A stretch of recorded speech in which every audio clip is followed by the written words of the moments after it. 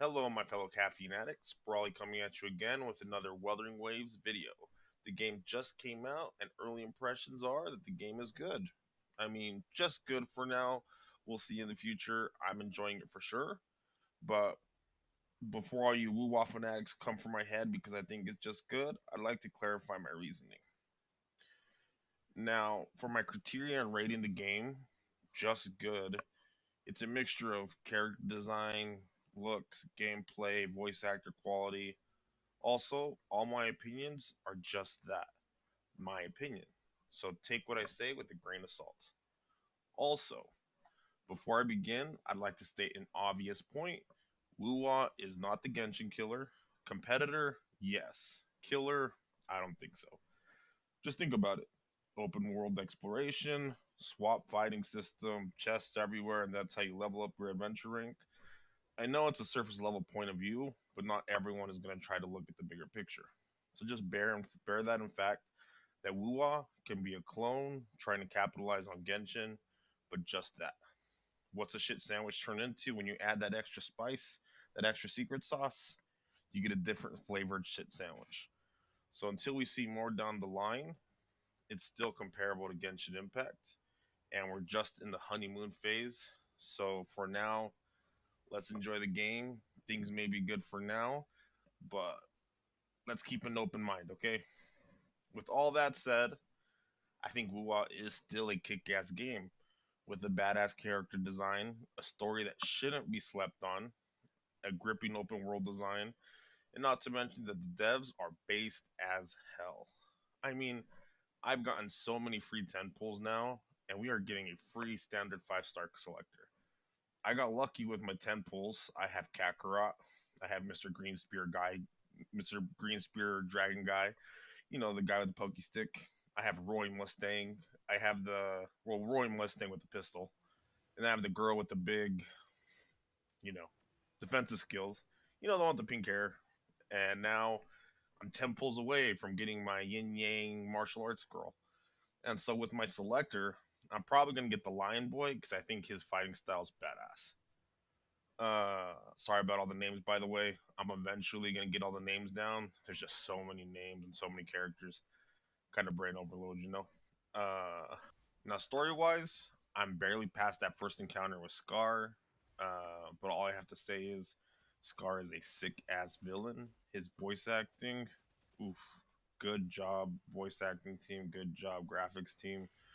Good job on the facial expressions, on the dialogue. It just works so well together. I mean, that crazy aura that he has about him, that evil crazy aura, gives me chills whenever I hear his dialogue. I love it. Please, Crow Games, give me more of that. The rest of the story's still building up for me, which is good because I've not gotten bored yet. I had some friends ruin it for me a little bit. They didn't tell me exactly what was going on, but they did say that the story really, really picks up. So I am really looking forward to that. And as for character design, I do think WUA has an edge when it comes to character design over Hoyoverse, and I think that edge is edginess. A lot of Hoyoverse characters don't give you a vibe of military or this badass character. A lot of the vibes you get from the characters in Hoyoverse games, they seem over the top colorful, very bright colors. Kind of gives you super positive vibes. Now in WuWa, I feel like the characters are a lot more edgy. They give off a more dark, serious vibe. I mean, Kakarot, I know his name at least, Calcharo. He's the way he's designed, I think it's great. He gives me some Sephiroth vibes. Dark as hell. Love it. Roy Mustang. Don't know his character name yet. Call him Roy Mustang for now though, because he does shoot out dragon flames with his hand. Uh, I think his character design is awesome. Yeah, they removed the tail. I get that. I kind of like that they removed the tail. I really didn't care for it much.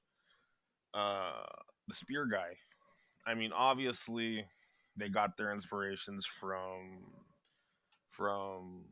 Honkai Star Rail with Imbibitor Lune. Whatever his name is, I forgot his name. I think it's Imbibitor Lune. He's cool. He also has a water dragon. This guy's isn't a water dragon, but they look very similar in color concept and everything. So come on, let's be honest. Kuro Games definitely copied Hoyoverse there. And then there's a few other characters, of course, that have some kind of similarities. But also, can I just point this out? Why is it that the male characters in Genshin Impact all look short? They all look short as hell, right? Maybe there's one or two that don't, but they all give me vibes of like they're not very tall, they're not very big. But you see them on Kuro Games, and you actually get like they're adults. They seem like they're adults. I don't know. That's just my perspective. What do you guys think? Uh, like I said before, the world design, dark, edgy. I think it really leans into what the story's going for, the world that's being developed in these tacit discords, and it's like a world on edge, and everything is hanging on by a thread. And I think as the story goes on, I think we'll start seeing that thread unwind. And I think shit's really gonna hit the fan, and I'm really looking forward to that kind of story. So, I mean, all in all, as you could tell, WUWA is keeping me hooked for now. Will it be that way in a month? I don't know. Will it be that way in a month for you guys? Will you still be playing this game in a month from now? Or are we gonna see what happened is are we gonna see what happened to Genshin Impact happen to WUWA? The best thing we can do as consumers of this content is be vocal about what we like and what we dislike. Now, at the end of the day, same thing that happened in Genshin Impact could happen to us. I know Genshin Impact players were vocal. You have Tectone, who is a big content creator, be vocal about things in Genshin Impact. And Hoyoverse really didn't get shit done with Genshin Impact. It took them a lot to do anything. I mean, WuWa came out, and I feel like Genshin developers have done more for their game in these past few days than they ever have in the past few years. So, I mean, with that said, it seems like Kuro Games is definitely listening to us. They've definitely been making changes. They've been apologetic about the bad things, and they've really been upfront about it. So let's keep being vocal. Let's keep this game being good. Let's let's make sure we keep them in check. And if we do that, they're gonna have a supportive audience of their content, and they're gonna love that at the end of the day because of course we're gonna be paying for their new characters. Maybe they release some skins. There's just a lot that could happen for the company. So yeah, let's keep at it. All in all, love the game. I think for now it is better than Genshin, but it could still be the honeymoon phase, like I said. Uh, so once again, I would just like to reiterate all I said in this video was my sole opinion. Okay. So once again, I would like to reiterate that all this was just my sole opinion. Okay. By no means do I have any professional pull in the industry, or am I big enough of a content creator to even have any kind of pull anywhere else or in this community.